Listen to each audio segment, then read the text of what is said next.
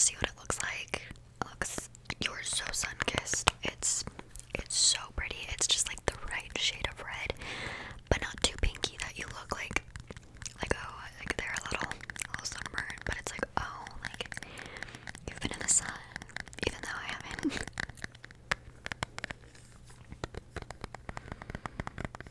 So yeah, the Sweet Chicks blushes by NYX are just some of my favorites in general. So I've been really loving that this month. This next product, you aren't going to be surprised it's in here. I'm not surprised it's in here. It was the first one. I was like, okay, April favorites, let me think. Got the first one. So this is the Benefit highlighter. This is the Benefit highlighter in a cookie. It looks like this. It's very, very pretty. I'm wearing it today. That's the inside. If you can even see, I'm at a weird angle and I can't tell. It's so pretty. It's very, very blinding. I just love it. I don't know really how else to describe it. Benefit highlighter cookie. Just get it. I think it's my favorite thing I've ever used. My favorite makeup product in the history of makeup product. So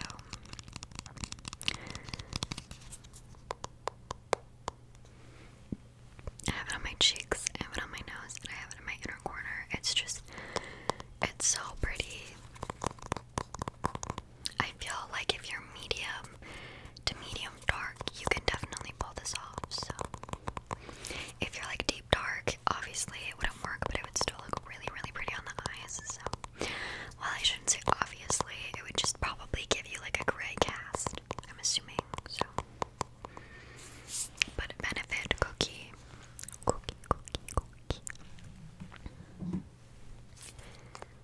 Okay, up next, I feel like I'm going through these fast. I don't know, I just don't have like too much to say. But up next is just the Makeup Forever foundation powder I got, the matte velvet skin. I've just been really liking it. In comparison to the Maybelline Super Stay. The Super Stay. I feel like it's much lighter on the skin, and it has more of a velvety texture, so it looks a little less powdery. And it's pinkier, because I find that the Super Stay powders are very yellow toned. Like, you can get neutral, but they aren't pinky enough for me, and I feel like this is pinky enough. So I'm not walking around looking kind of yellow, which is a plus. Yeah, it doesn't, you can kind of build it up over certain areas that you need extra coverage, and it doesn't look bad. I do use it with just like a fluffy brush instead of the applicating sponge that it comes with. But, yeah, and I just feel like I don't need a lot, and before I felt like I was like piling it on. So, this is really nice, and I haven't worn it on its own. I always, so far, have worn it over foundation, concealer, and loose powder, but I have a feeling that it would look really good on regular, like just on your skin.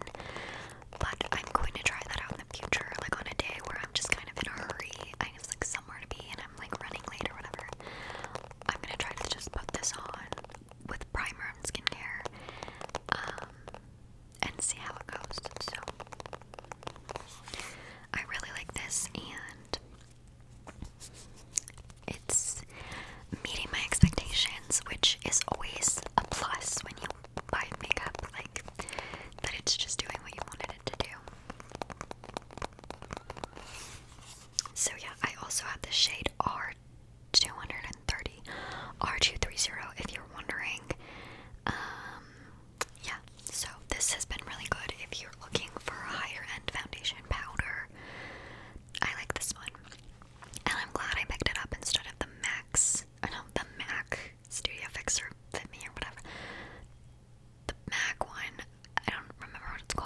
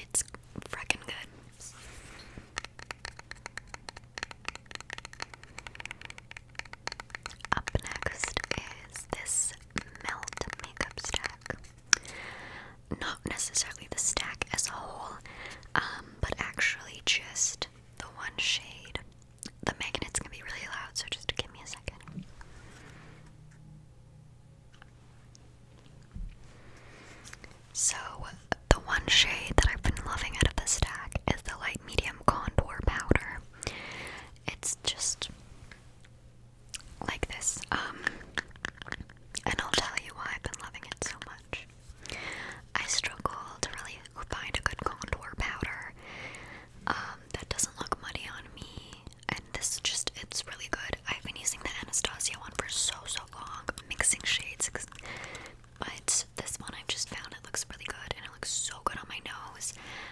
There's a little bit of kick up with it.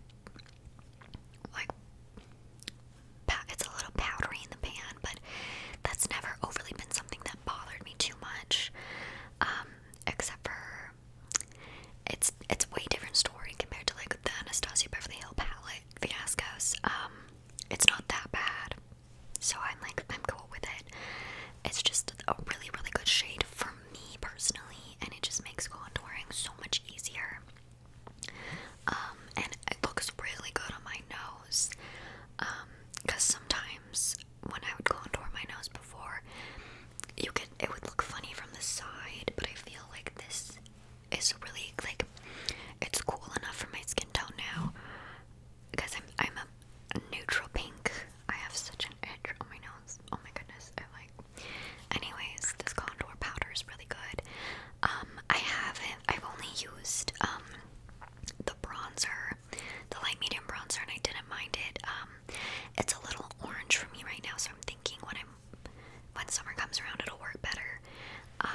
And I just haven't tried out the other two powders.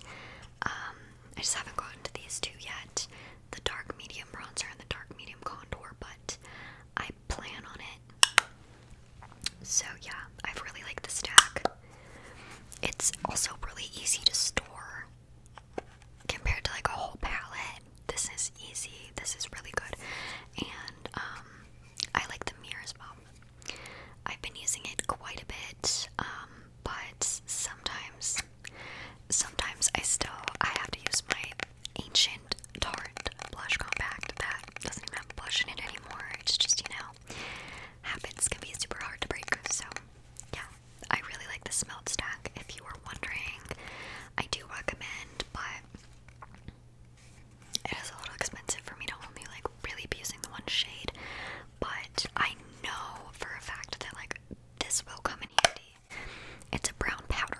I will use it on one point, and this is a really pretty shade for just a smoky eye. So if I am traveling, which hopefully, fingers crossed, I can do that soon-ish, in the next year maybe, Anyways, the Melt stack, very good.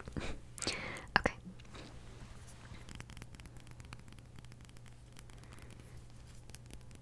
Up next is this liquid lipstick from Maybelline, New York.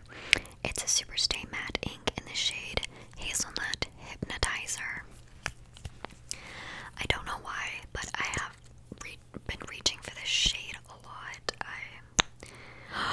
Oh my goodness, it just broke. I can't believe I got that on camera. But now I'm devastated. Okay, the little doe foot thingy is now inside the tube. If you can tell. It's just